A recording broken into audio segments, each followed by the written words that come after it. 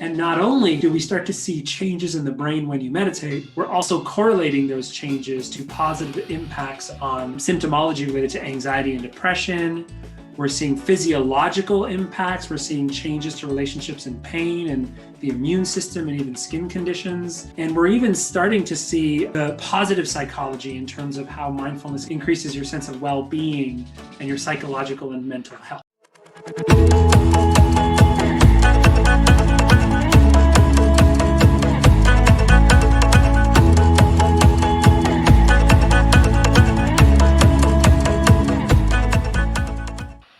Hey everyone, welcome to this session. My name is Jay Vidyarthi. I'm so glad to be here. And I'm going to be talking to you today on technology for mindfulness and compassion. So let's get started. Take off my shades. So when we think about technology for mindfulness and compassion, it's kind of like a weird thing, right? It's a weird topic because we often think like, what does technology have to do with mindfulness and compassion? Technology is the opposite of mindfulness and compassion, because we often think about technology like this, that we're developing, and then we turn into kind of these like automatons that are just addicted and we never move and we're stuck in our virtual realities. And that's certainly understandable given the direction smartphones and social media are going, and that we're kind of more and more hooked to our devices in some way. But this is also an example of technology, right? Painting and art supplies are all examples of technology. Musical instruments are technology. And of course, the entire prospect of recording and listening to music. These are technologies that don't stress you out. Often they're technologies that calm us down. You know, technology is a large umbrella, so we have to be a little bit more specific about what we mean when we say technology. And I wanted to start here so that we can kind of get on the same page about some of those reactionary concerns that people might have when they see this guy show up with his sunglasses ready to talk about technologies for mindfulness and compassion.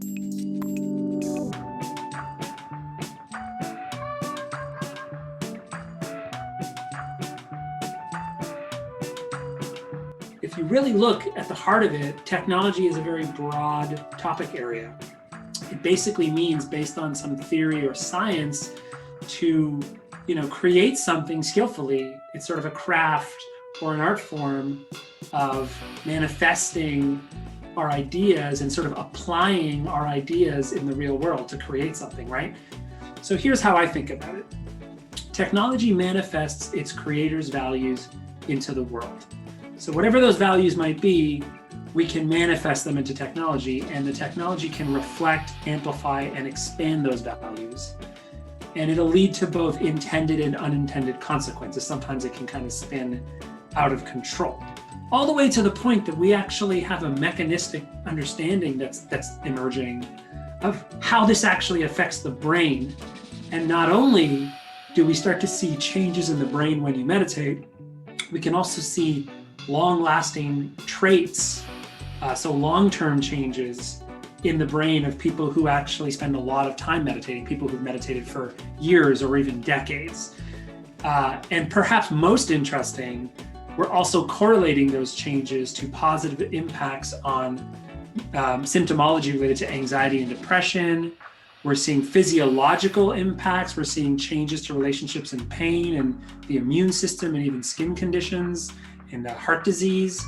And we're even starting to see, the positive psychology in terms of how mindfulness increases your sense of well-being and your psychological and mental health.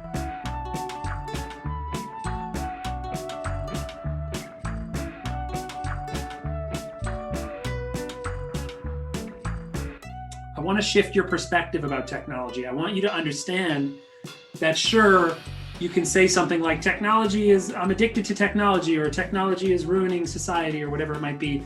And there are areas where that's true, but there's also areas where technology is extremely beautiful and actually transforming society in a wonderful way. And we need to get a little bit more nuanced. The second reason I want to talk about this is I'm super passionate about what these technologies can do in our lives, and I want all of you to try some of them. Some of these are things you can look up. you can watch YouTube videos about, you can actually download to your phone and play with. And then the third reason is I know some of the people behind the technologies I'm going to talk to you about, and their work is amazing, and I think it deserves more attention, and I really want to profile some of that. So let's dive in, shall we? So first, mindfulness apps. You probably have a mindfulness app on your phone already. I'm going to profile a few. Of course, Headspace is the one you may have heard of. It's one of the most popular, I think it's the most popular app, and it's really wonderful. It's an incredible introduction to mindfulness. This is the Waking Up app from Sam Harris, who's taken a very interesting approach to create a course and feature teachers of all kinds in his program. This is an app called Liberate, which is a mindfulness app that features teachers and content directly targeted at the BIPOC community, so Black, Indigenous, and people of color. This is Brightmind, which is a really wonderful targeted app based on the teachings of an American Zen teacher named Shinzen Young. Wearables and biofeedback. So you may or may not have had some exposure to these, but we all know about our Fitbits and Apple Watches. So this is Aura, which is a handy dandy little ring that you wear on your finger. It's really amazing how much technology they packed into this piece of hardware. The main focus of the app and the sensors is to track your sleeping, which is definitely a big part of well-being and happiness. There's also a mindfulness tool where you can track your heart rate and your beats per minute and your heart rate variability while you do meditation. So that feature, I believe, is called the Moment feature. Really interesting stuff. This is Muse, full disclosure, a project that I was a huge part of. But this is a brain sensing headband that you wear on your head, and it actually tracks your brainwaves. So it tracks the electric field of your brain to get a sense of your state of mind. And it uses that and provides real-time feedback to help you track your progress and also get feedback in the moment while you're practicing mindfulness. This is Yume, which is coming out of Canada, founded by a technologist and an optometrist, a brother-sister pair. And it's actually a device that you put on your eyes for like 5-10 minute thermal meditation, they call it. It provides heat and vibration in your eyes, and it's designed to reduce the effects of screen time and ameliorate symptoms related to dry eye. So there's a lot more, again, in each of these categories. So there's a lot more wearables I didn't talk about, but just give you a kind of sense of what's out there. Now let's get into immersive experiences. So the oldest example of the immersive experience is probably the sensory deprivation tank. So this is a wonderful piece of technology. Some of you may have tried it, that actually just lets you float in saline water in complete darkness, sometimes listening to music, and really kind of relax your sensory input and give you space to explore your mind. So in the more modern era, we're starting to see VR applications aimed at meditation. And there's some really interesting ones. For example, this is guided meditation VR, which basically, guides you to these beautiful locales, for example, in Indonesia, and you're wearing the kind of headset in the VR and you're listening to a guided meditation in a beautiful setting. So that's the guided meditation VR concept. Next, we have another VR meditation. This is called Trip with 2 Ps. And if you look closely at the demo I'm showing here, you can see these little particles coming at you. You see the little sparkles, and now they're going out. And so it's actually measuring your breathing and giving you this kind of like energetic visualization of your breathing along with guidance. So this is a picture of 2 people that are engaging with a program called Sound Self, which is another VR meditation program. And what's interesting about Sound Self is like, you look at this visualization and you're like, okay, but if you look at the gentleman that's using it, he has a microphone, and actually Sound Self, if you listen, you can hear he's kind of like vocalizing, right? So in Sound Self, you're basically like, you make sounds with your voice, like, and you watch the sound visualization. So it's kind of tapping into like chanting and singing and hymns and that sort of aspect of grounding yourself in the present moment. There's also VR applications aimed at compassion. So this is Clouds Over Sidra, which remains the only VR experience that's made me cry. It allows you to spend 10 minutes with Sidra, who's a young girl living in a Syrian refugee camp, and you get a sense of what her life is like. There's also VR training Axon is aiming to actually use the empathy feature of VR, where you can get a view out of someone else's perspective, to help police officers understand the life experience of people who are dealing with PTSD or schizophrenia or autism. And the idea is to help them be more understanding and relating to those who are suffering.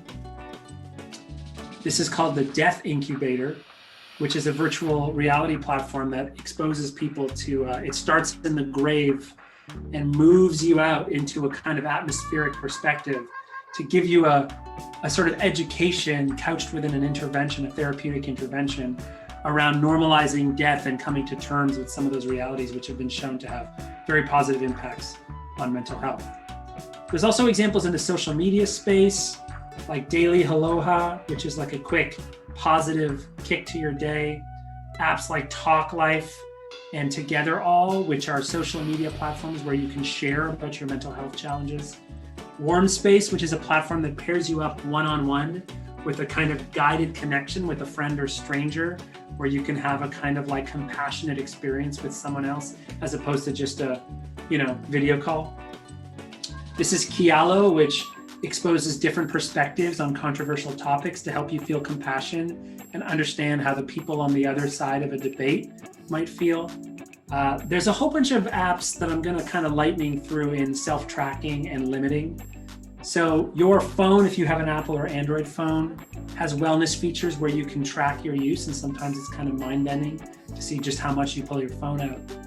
There's also Stay Focused, which allows you to track your use of certain websites. Freedom is another app like that. And so is Opal, which allows you to sort of time your activities and try to manage how much time you're spending on working on yourself. I want to get into the gaming side as well. So this is a game called Journey, which is just an absolutely beautiful work of art. And I highly recommend, even if you're not a gamer, and especially if you're skeptical of games, because maybe you have a kid who's addicted to shooting people on video games, so you think all video games must be bad, to try Journey, because it's a game designed with principles of mindfulness and awareness at heart. This is a game called Senua's Sacrifice, which researchers consulted on to help give you an experience empathizing with someone who hears voices. And it's a really powerful story, but you experientially play as this character Senua, and you get a sense of what it's like to hear voices, and it can be a really powerful empathy building tool. This is #selfcare, which you can get on the App Store. Creates a kind of space for you to just express yourself. It's a very nice breath of fresh air compared to a lot of apps out there that are constantly driving you and pinging you and that sort of thing. This is iThrive. So I know I'm going through a lot here. We're almost done. This is iThrive, which is a academic program that uses existing video games and couches them into educational programs to teach SEL and those kind of like emotional intelligence type curriculum. Endeavor RX is the world's first FDA-approved ADHD treatment that's actually a video game and not a piece of medication, coming out of Akili Interactive. So there's a lot of really cool technologies out there. I really wanted to encourage you to try them out and to shift your perspective on what technology can be in terms of happiness. So I hope this was helpful. Again, my name is Jay. Have a lovely, lovely day. Hope to see you soon. Bye-bye.